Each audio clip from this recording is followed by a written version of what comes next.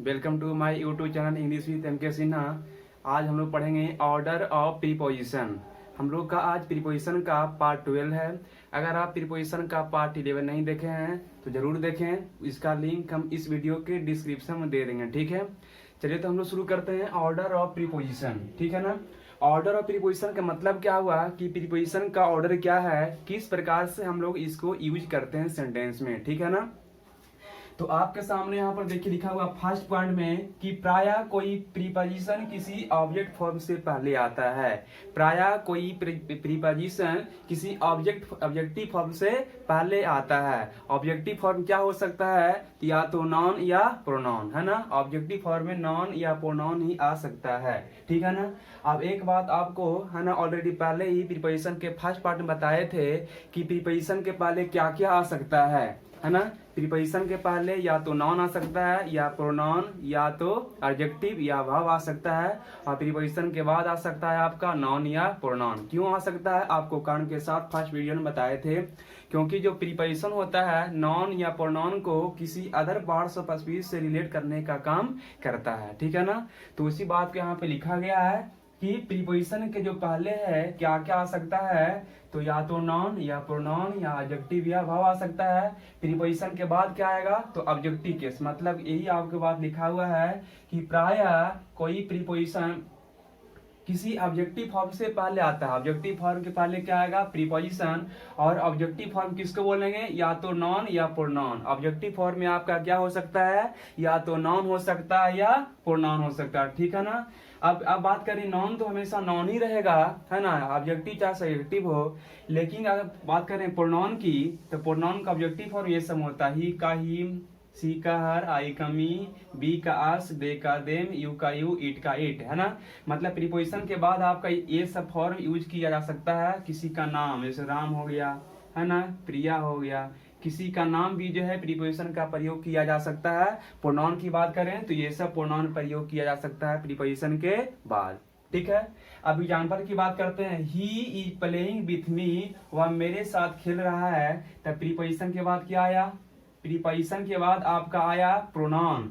I went Patna with Ram, मैं राम के साथ पटना गया।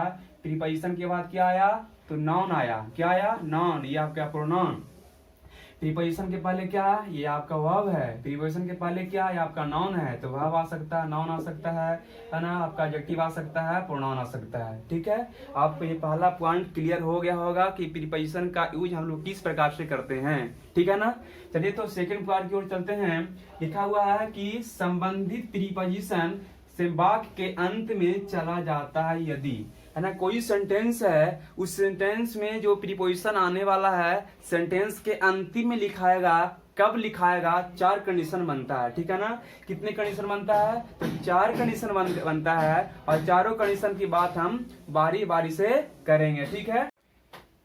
चलिए तो शुरू करते हैं हम लोग ये 4 कंडीशन, है ना। ये 4 कंडीशन आपका क्या है, किस पहला है आपका सेंटेंस का सब्जेक्ट। सेंटेंस का सब्जेक्ट कोई WH वर्ड हो। WH वर्ड के मतलब बोले तो क्या क्या हो सकता है, what, when, where, why, how, है ना, ये सब। तो जब सेंटेंस का सब्जेक्ट कोई WH वर्ड होगा तब प्रीपोजिशन जो है सेंटेंस के लास्ट में चला जाएगा। सेकंड कंडीशन है कोई इन्फिनिटिव, मतलब इन्फिनिटिव का बोले, इन्फिनिटिव क्या है, तो 2 + V1, ठीक है। कोई इन्फिनिटिव सेंटेंस का ऑब्जेक्ट बने। कोई इन्फिनिटिव सेंटेंस का क्या बने, ऑब्जेक्ट। आपको एक बात बता दें कि इन्फिनिटिव जो होता है, मतलब 2 + V1 जो होता है सेंटेंस में सब्जेक्ट के रूप में भी आता है एंड ऑब्जेक्ट के रूप में भी आता है। तो हम बात करते हैं यहाँ पे कि जब कोई इन्फिनिटिव यानी 2 + V1 सेंटेंस का ऑब्जेक्ट बने, ठीक है। थर्ड पॉइंट आपका क्या है कि सेंटेंस में दैट रिलेटिव प्रोनाउन का कार्य करे। जब सेंटेंस में दैट जो है रिलेटिव प्रोनाउन का काम करेगा तो उस सेंटेंस से रिलेटेड प्रीपोजिशन सेंटेंस के लास्ट में चला जाएगा, ठीक है ना।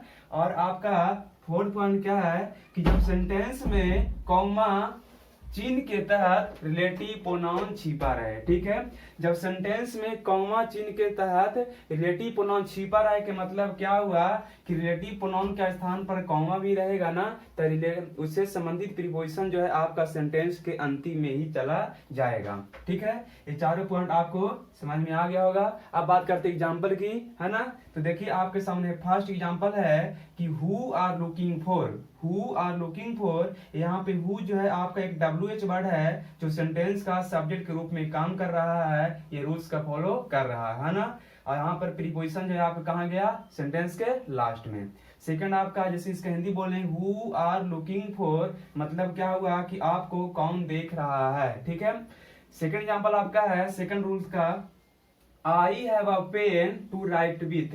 यहाँ पे आपका जो लिखा हुआ है टू राइट, ये आपका इन्फिनेटिव है ना।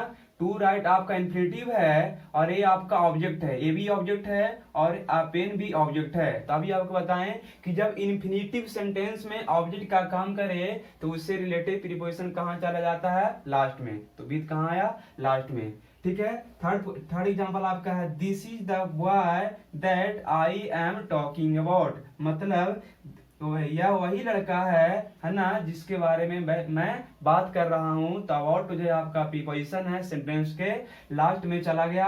दैट आपका रिलेटिव प्रोनाउन है जो दो यहाँ पे सेंटेंस को जोड़ने का काम कर रहा है। ठीक है, फोर्थ एग्जांपल आपका दिस इज द बॉय, यहाँ पे कॉमा आपका है आई एम टॉकिंग अबाउट, इसका हिंदी वही होगा सेम टू सेम कि यह वही लड़का है जिसके बारे में मैं बात कर रहा हूं।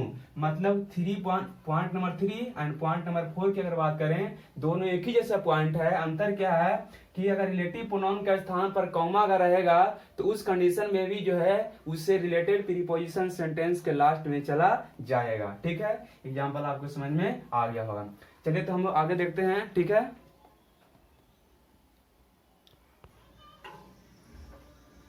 चलिए तो अब हम लोग देखते हैं नो यूजेज ऑफ प्रीपोजिशन, मतलब प्रीपोजिशन का प्रयोग हम लोग कहाँ कहाँ पर नहीं करेंगे। ठीक है, कहाँ कहाँ पर हम लोग को प्रीपोजिशन का प्रयोग नहीं करनी चाहिए। तो चलिए हम लोग शुरू करते हैं। ठीक है ना, आपका हेडिंग लिखा हुआ है कि no usages of preposition, preposition का प्रयोग कहाँ कहाँ नहीं होता है। तो चलिए आपका फर्स्ट पॉइंट है कि adverb of manner, adverb of manner के पहले प्रीपोजिशन नहीं आता है।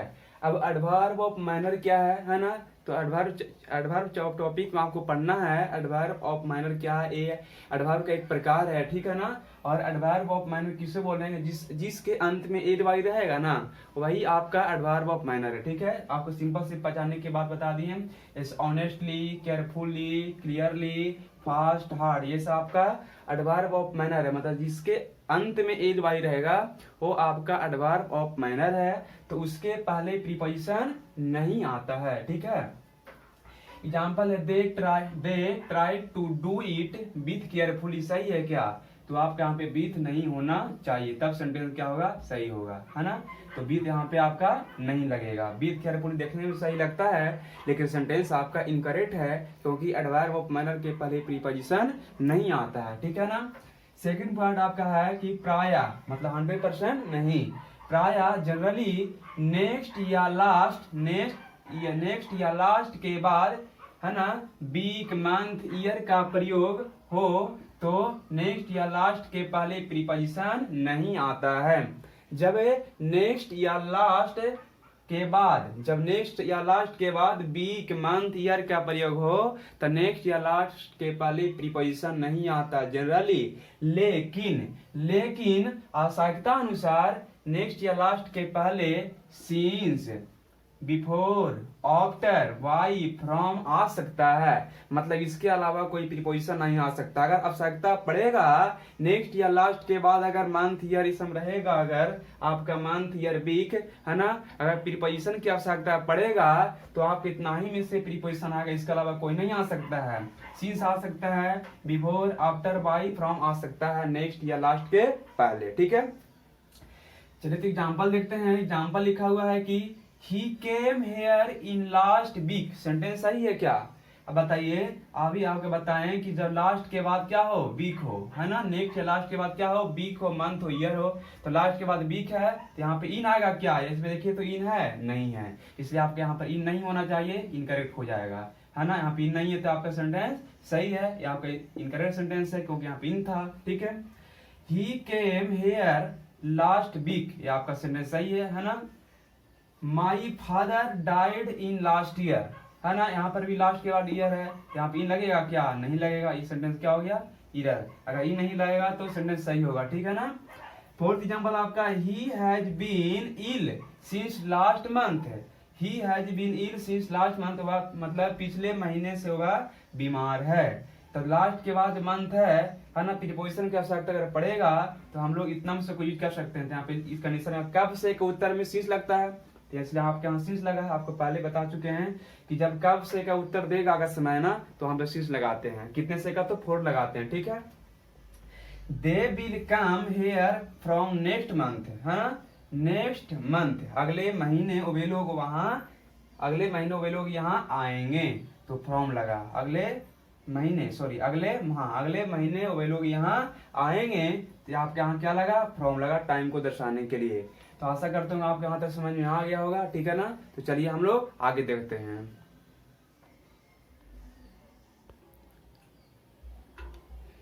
देखिए तीसरा पॉइंट आपका है नो इज ऑफ प्रीपोजिशन में, तीसरा पॉइंट आपका क्या है ना, थर्ड पॉइंट, कि जब नेक्स्ट या लास्ट के बाद, जब नेक्स्ट या लास्ट के बाद दिन का नाम, दिन का नाम का मतलब क्या हुआ, Monday, Tuesday, Wednesday, Thursday, Friday, Saturday, है ना, इस प्रकार से। तो अगर दिन का नाम, अगर नेक्स्ट या लास्ट के बाद अगर दिन का नाम हो तो नेक्स्ट लास्ट के पहले प्रीपोजिशन नहीं आता है। नेक्स्ट या लास्ट के बाद अगर दिन का नाम हो, है ना, तो इसके पहले प्रीपोजिशन नहीं आता है। एग्जाम्पल देखिए, he left for Delhi on last Monday, दिन के नाम के पहले क्या है ना, लास्ट के बाद दिन का नाम है तो प्रीपोजिशन नहीं आएगा, इसलिए आपका सेंटेंस गलत हो गया, ठीक है। He left for Delhi last Monday, अगर आप लास्ट लगाते हैं तो ऑन को आपको हटाना पड़ेगा, अगर ऑन हटा दें तो सेंटेंस आपका क्या हो गया, करेक्ट हो गया, है ना। इसका हिंदी क्या हुआ, he left for Delhi last Monday, मतलब कि पिछले सोमवार को वह दिल्ली गया, पिछले सोमवार को वह दिल्ली के लिए रवाना हुआ, गया, ठीक है ना। और थर्ड एग्जाम्पल आपका, he left for Delhi on Monday last, है ना। ऐसा अगर ऐसे रहे कि अगर दिन के नाम के बाद, दिन के नाम के बाद अगर नेक्स्ट या लास्ट अगर आता है ना, तो उस कंडीशन में प्रीपोजिशन आता है ना। तो दिन के नाम के बाद लास्ट या नेक्स्ट आएगा ना, तो उस कंडीशन में आपका प्रीपोजिशन आएगा, तो आपका ये करेक्ट है, ठीक है ना। इसका उल्टा अगर हो जाना कि दिन के नाम के बाद अगर नेक्स्ट या लास्ट अगर आएगा तो दिन के नाम के पहले प्रीपोजिशन आता है, लेकिन नेक्स्ट या लास्ट के बाद अगर दिन का नाम आता है तो प्रीपोजिशन नहीं आता है, ठीक है।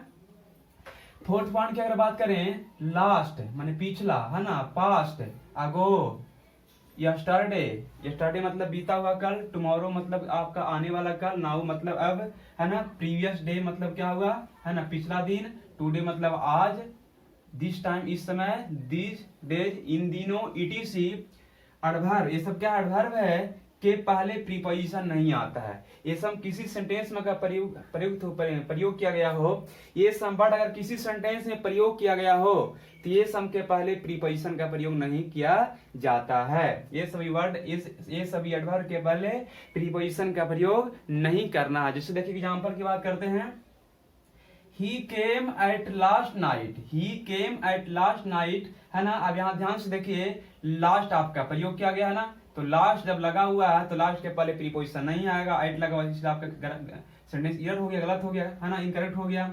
He came at night मतलब वह रात को आया, अगर आप लास्ट हटा देते हैं तो सेंटेंस आपका एट लगा तो भी सेंट आपका करेक्ट हो जाएगा, ठीक है। ही केम लास्ट नाइट, अगर आप एट हटाते हैं, लास्ट लगा रहेगा तो भी आपका सेंटेंस सही हो जाएगा, मतलब वह पिछले रात को आया था, है ना।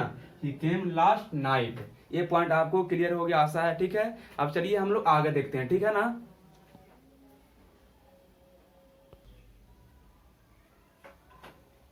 चलिए अब हम लोग पॉइंट नंबर 5 की ओर चलते हैं। पॉइंट नंबर 5 आपका क्या है जब ऑल या दिस के बाद day, night, morning, evening, afternoon, week, month, year, ETC का प्रयोग हो तो ऑल एंड दिस के पहले प्रीपोजिशन नहीं आता है ना। ऑल और दिस के बाद जब डे हो, नाइट हो, आफ्टरनून हो, इवनिंग हो, मॉर्निंग हो, है ना, इस प्रकार से ईयर हो, मंथ हो, वीक हो, तो उसके दिस एंड ऑल के पहले प्रीपोजिशन का प्रयोग नहीं किया जाता है। ठीक है। Rahul reached here in this morning, ये सेंटेंस गलत है, प्रीपोजिशन इन नहीं आता है। ठीक है। प्रीपोजिशन आप कहा लिख देते हैं, प्रीपोजिशन इन नहीं आता है, इन नहीं आता है, प्रीपोजिशन इन नहीं आता है। किसकी बात करें हम लोग कि अगर ऑल दिस की बात ये सब रहेगा तो उस कंडीशन में आपका इन नहीं आता है। ठीक है। इन नहीं आता है। Rahul reached here in this morning, Rahul reach here in this morning, इसका मतलब आपका क्या हुआ, इसका मतलब हुआ कि राहुल, है ना, इस सुबह यहाँ पहुंचा, राहुल इस सुबह यहाँ पहुंचा। ठीक है। Rahul reached here this morning आपका सेंटेंस सही होगा, इन आपके यहाँ नहीं लगेगा। ठीक है ना, इसलिए सेंटेंस आपका फर्स्ट वाला एरर हो गया। नोट में लिखा हुआ कि दिस के बाद अगर मॉर्निंग, इवनिंग, आफ्टरनून आए तो दिस के पहले जो आपका since, before, after, by, from आ सकता है। ठीक है, आवश्यकता अनुसार। ठीक है। I will see her before this evening, मतलब इस शाम के पहले मैंने उसे, इस शाम के पहले मैं उसे देखूंगा, इस शाम के पहले मैं उसे देखूंगा। तो यहाँ पे आपका बिफोर आया आवश्यकता अनुसार। ठीक है। Here and there, last point आपका है, हेयर एंड देयर के पहले प्रीपोजिशन नहीं आता है। हेयर एंड देयर जो दो ऐसे एडवर्ब है, आपको पहले भी एडवर्ब बताए हैं, दो ऐसे एडवर्ब है जिसके पहले प्रीपोजिशन नहीं आता है। ही अराइव्ड हेयर एट 4 o'clock, तो यहाँ पर हेयर के बाद आया है ना, एट, हेयर के पहले तो नहीं आया है, इसलिए आपका सेंटेंस ये सही है। तो अभी आपको बताएं हम no usages of article, no usages of preposition, sorry, है ना, नो यूजेज ऑफ प्रीपोजिशन के बारे में हम लोग पढ़ा इस वीडियो में, है ना। ऑर्डर ऑफ प्रीपोजिशन के बारे में पढ़ा हम लोग इस वीडियो में। तो आशा करता हूँ आपको वीडियो ये पसंद आया है। ठीक है ना, तो आप जुड़े रहिए, है ना। आपका प्रीपोजिशन का आज जो है हम लोग का, है ना, पार्ट ये कितना था, 12 था। ठीक है। और हम लोग इसे सीरीज बनाकर आगे बढ़ते रहेंगे। ठीक है ना। तो आप लोग जो है अपने इस चैनल को सब्सक्राइब कीजिए, लाइक कीजिए एंड शेयर कीजिए, और अपने दोस्तों को, है ना, जरूर भेजिए ताकि वे आगे इस वीडियो को देखकर पढ़ सकें। ठीक है। तो चलिए आगे वीडियो मिलते हैं। Thanks for watching, bye bye.